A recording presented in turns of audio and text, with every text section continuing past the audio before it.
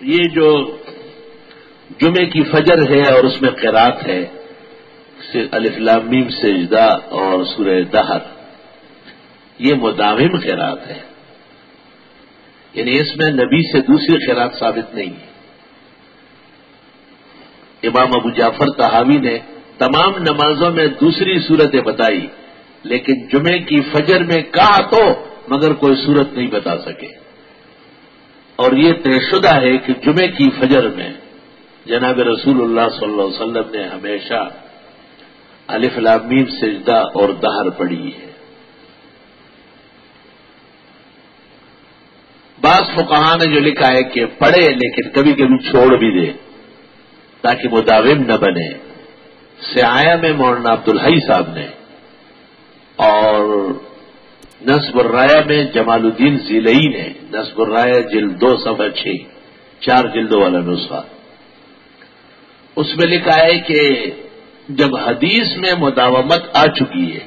تو کسی امتی کا یہ کہنا کہ مداوم نہ ہو غلط ہے۔ یہ پڑھنا بھی سنت ہے اور دوام بھی سنت ہے، کیونکہ عبداللہ ابن مسعود کا جو طریق ہے معجم صغیر طبرانی صفحہ 180-81، اس میں عبداللہ ابن مسعود کہتے ہیں وَكَانَ يُدِيمُ ذَلِكَ، حضرت دوام فرماتے تھے اس پر، یعنی اور دنوں کی قرات تو بدلتی رہتی تھی لیکن جمعے کی فجر میں ہمیشہ آپ نے پہلے میں الف لام میم سجدہ اور دوسری میں دہر پڑھی ہے۔ شیخ الاسلام شیخ العرب والعجم مولانا حسین احمد مدنی رحمت اللہ علیہ شاگردوں سے پوچھتے تھے کیا کرتے ہو؟ جی امامت کرتا ہوں، تو باتوں باتوں میں پوچھتے تھے کہ جمعے کی فجر میں کون سی صورتیں پڑھتے ہو؟ جو لائق ہوتا تھا بعمل وہ کہتے جی سجدہ و دہر، تو حضرت بڑی دیر تک دعائیں دیتے تھے، اور جو کہتے جی کوئی بھی پڑھ لوں یہ وہ، تو حضرت پھر فرماتے تھے تم نے دیوبند میں کیا پڑھا تھا، میرے درس میں کیوں شریک ہو رہے تھے؟ سجود قرآن میں بھی ہے، مواقیت میں بھی ہے، فضائل میں بھی ہے، صلاۃ الجمعہ میں بھی ہے، بخاری میں ترمذی میں کہ کان النبی صلی اللہ علیہ وسلم یقرأ تنزیل السجدہ فی الرکعۃ الاولی من الفجر یوم الجمعہ وسورۃ الدہر فی الرکعۃ الثانیہ او کما قال۔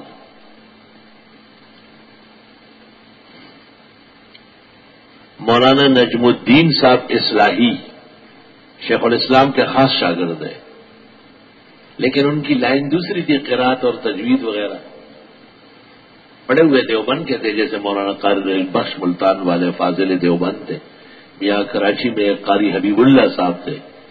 جمعیت تعلیم القرآن والے انہی کے مطابق چل رہے تھے، یہ مولانا حبیب اللہ بھی دیوبند فاضل تھے، شیخ الاسلام کے شاگرد تھے۔ کہتے ہیں مولانا حسین احمد صاحب مدنی کئی سفر پر روانہ ہو رہے تھے